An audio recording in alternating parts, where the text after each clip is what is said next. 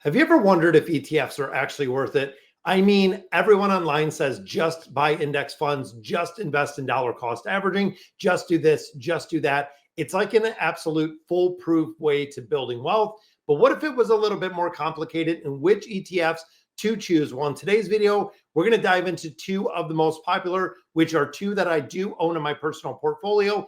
It is the VOO, the Vanguard S&P 500, and the QQQ, which follows the NASDAQ 100. So they do follow two different indexes, and I want to really compare the risk, the performance that we're seeing, and what it looks like when you actually look in figures of dollars over an extended amount of time. So let's start with the basics. When we think about the VOO, it is the Vanguard S&P 500. It is based on the 500 largest publicly traded companies in the United States. You start thinking about Apple, Johnson & Johnson, Coca-Cola, very classic, very diverse in every sector that we have of the market.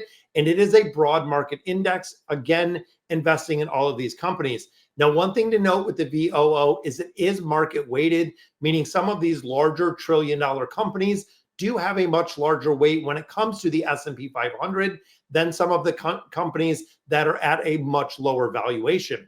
Now, on the other hand, we have the QQQ. This tracks the 100 non-financial companies listed on the NASDAQ. So it is very tech heavy. When we think Apple, Microsoft, NVIDIA, AMD, Meta, all of those are there. It excludes energy, it excludes banks, it excludes utilities. It is really the innovation fund, really focusing on software and growth, but it does come with a considerable higher risk because there is a big difference. And so on paper, both of the ETFs, very strong, but when we start looking under what they actually hold, a little bit different. And this is where it gets really interesting. When we start looking from 2010 all the way to 2024, so we're talking a span of 14 years, the QQQ, which is very tech heavy, has absolutely crushed that VOO in terms of return. We're talking about a 16% return on average for the QQQ, which is about a 10 to 12 for the VOO over that same stretch. And you'll notice, even though it's 4% difference, doesn't really make that big of a difference. Let's put this in dollars, guys. If you invested $10,000 in the VOO back in 2010, that $10,000 would have grown to $48K.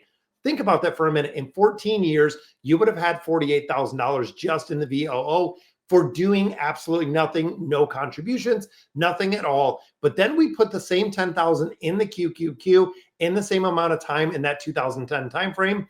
In 14 years, you would have over $90,000, meaning you would almost double your money if you put it in the QQQ, which of course is a lot more tech, a lot more innovation than just leaving it in the VOO.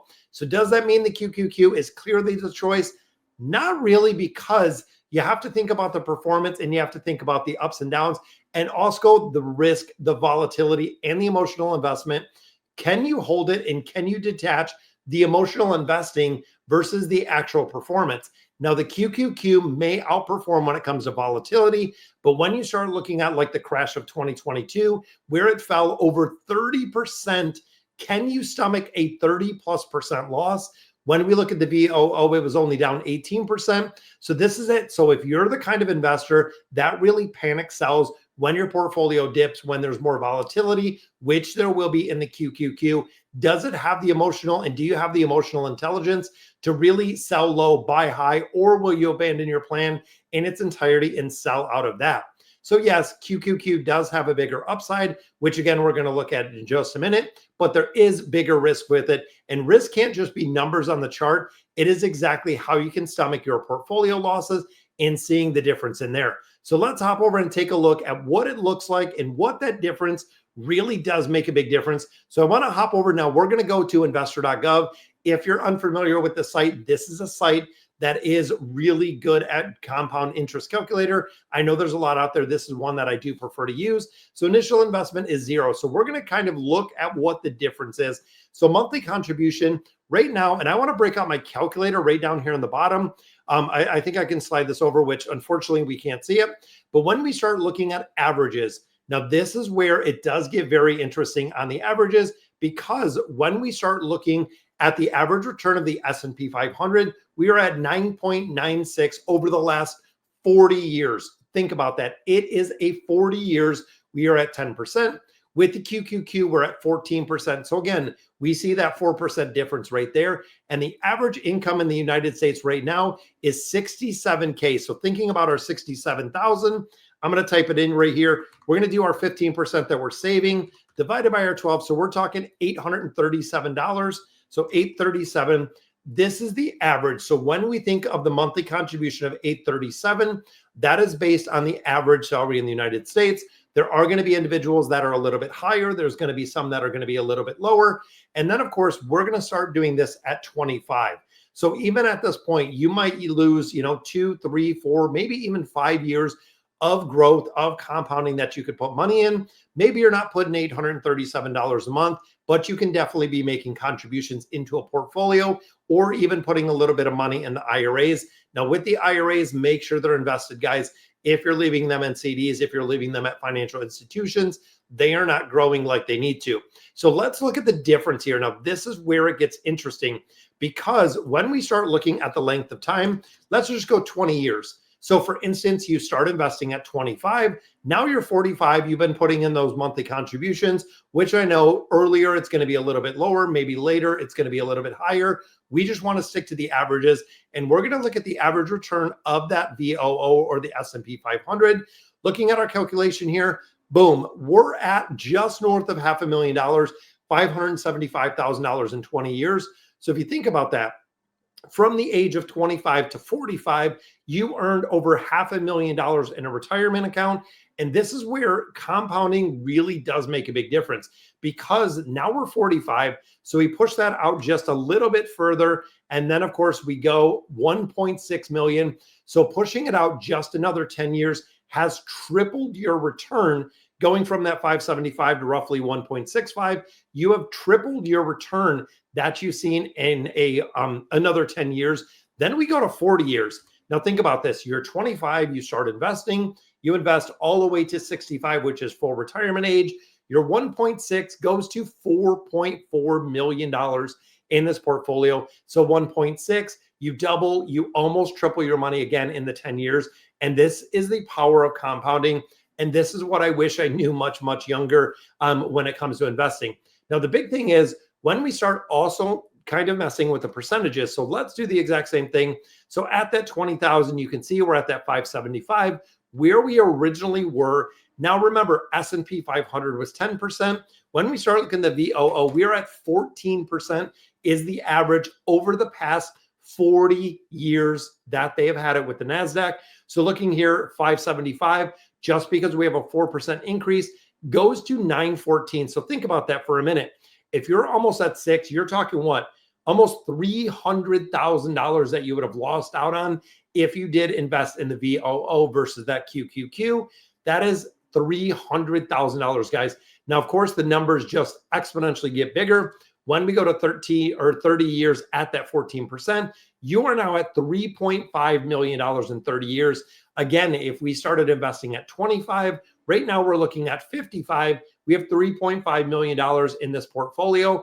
But then we go to full retirement age. We are going from 25 all the way to 65, just investing risk heavy into that QQQ. And over the last 40 years, you are at $13.4 million in this portfolio when you're ready to retire, which is crazy. Again, it's super interesting to see how big and how high this compounding can be when it comes to looking at a portfolio, when it looks at really the build. So what does it really make a big difference when you're doing this? And when we kind of break this down is when you're looking at the ETFs, they have both relatively cheap structures, meaning 0.03 for the VOO, 0.20 for the QQQ. And honestly, if you're below 1%, really doesn't make a difference if you have a large portfolio, just because it is very, very cheap for both of them. And then, of course, the time horizon.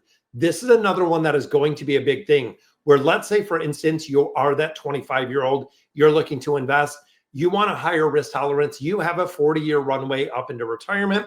This is time where the QQQ will be a much better fit, because even if you see some ups and downs, taking more risk is going to give you the ability to actually capture a lot more growth within the portfolio.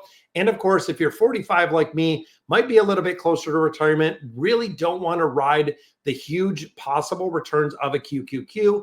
That is where the VOO is probably the best, a little bit more stability with some diversification. Most investors, including myself, do a split portfolio. So if you caught my video yesterday, I actually do 50% in the QQQ because, again, thinking I'm 45 years old, I have a runway to 65. I have 20 years of growth that I still have to get out of this portfolio. QQQ, 50% of the portfolio. 30% of my portfolio is into that VOO. So again, a little bit more stability, a lot more diversification, really steady, built for long-term compounding interest. And I also do have 20% now into IBIT, which is 20% into that Bitcoin ETF, and really knowing the difference between it and understanding Bitcoin, because I really advise you, if you're going to invest in something like cryptocurrency, if you're going to invest in Bitcoin, altcoins, whatever it is, guys, you have to know what you're investing in and you have to understand what it is. So before you invest in any ETFs at all, there are really three big questions that you have to ask yourself. Number one, do you understand what you're investing in? When you start looking at the QQQ, when you look at the VO, when you look at the IBIT, do you understand exactly what you're investing in? Number two, how well do you handle ups and downs? You know, the QQQ can have a lot of volatility. So can Bitcoin itself, a lot of volatility in there. You'll see a little bit more steady pricing when it comes to something like the S&P 500. And then, of course, what does it look like for long term? Investing can be super simplified when you just look at 2 or 3 options. Most of the people, and honestly, the biggest accounts that we have ever seen from all of these mega caps, like when you look at Vanguard, when you look at BlackRock, it is the portfolios, and the largest portfolios are portfolios that are not touched, that are not changed, that allow the compounding interest to actually take effect. Because in the end, it's not about which ETF wins. It's about how you use it in making those contributions. Essentially, you could have the best investment vehicle in the world. If you're not putting money in here, dollar cost averaging, if you're not putting money in here on a regular basis, you are not going to see any growth at all. So I hope it clears it up a little bit when it comes to ETFs. Hit that like button, subscribe to the channel for more smart investing breakdown. Drop a comment down below. VOO, QQQ, what are you investing in? What do you really want to get out of it? Thank you guys for watching, and I'll catch you in the next one.